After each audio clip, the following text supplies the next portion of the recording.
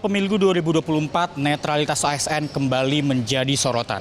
Pasalnya, surat keputusan bersama 5 kementerian dan lembaga yang ditekan pada 2022 lalu soal netralitas ASN tidak dianggap mempan untuk membendung hasrat ASN untuk mengekspresikan sikap dan dukungannya lewat berbagai media. Bahkan, ASN dilarang like, komen, dan share terhadap para peserta pemilu 2024. Lalu, bagaimana tanggapan para masyarakat?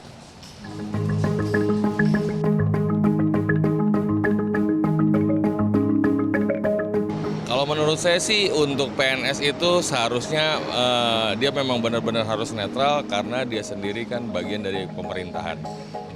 Kalau saya sih setuju aja ya, itu netral. ASN netral dalam politik itu bukan sebagai sesuatu yang harus karena mereka nggak punya hak pilih. Tapi karena mereka juga punya tanggung jawab atas dasar negara dan atas nama negara untuk tidak menunjukkan bahwa negara berpihak kepada satu instrumen politik tertentu. Ya setuju aja sih kita mah ya. Ya yang penting sukses lah yang akan datang pemilunya itu aja.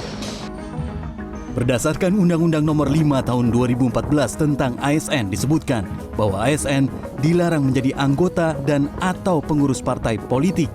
ASN pun diamanatkan untuk tidak berpihak dari segala bentuk pengaruh manapun dan tidak memihak kepada kepentingan siapapun karena dapat merugikan pemerintah, negara, dan masyarakat. Namun menurut pengamat politik dari Universitas Al-Azhar Ujang Komarudin, aturan-aturan yang telah dibuat demi menjaga netralitas ASN dalam pemilu 2024 ini tidak diterapkan dengan baik. Kalau kita bicara netralitas ASN atau birokrasi, maka sejatinya ya itu hanya aturan di atas kertas, tidak betul-betul dilaksanakan di lapangan. Karena kita tahu bahwa dalam konstruksi politik kita di pusat maupun di daerah, gitu, ketika misalkan Pilpres, Pileg, dan Pilkada, maka ASN itu bermain di belakang layar. Mereka bermain mengumpat-umpat. Artinya kucing-kucingan ya dengan penyelenggara pemilu, Panwas dan penegak hukum gitu agar mereka tidak ketahuan. Sementara itu PLT Kepala Badan Kepegawaian Negara Haryomo Dwi Putranto mengatakan BKN saat ini telah melakukan deteksi netralitas ASN di media sosial melalui sistem berbagai integrasi, serta mempersiapkan Satgas yang nantinya bertugas menerima aduan terkait ketidaknetralan ASN dalam pemilu. Jadi kalau yang sistem berbagi terintegrasi itu sebetulnya pertama kita ingin mengetahui apakah memang ada laporan pelanggaran yang dilakukan oleh ASN.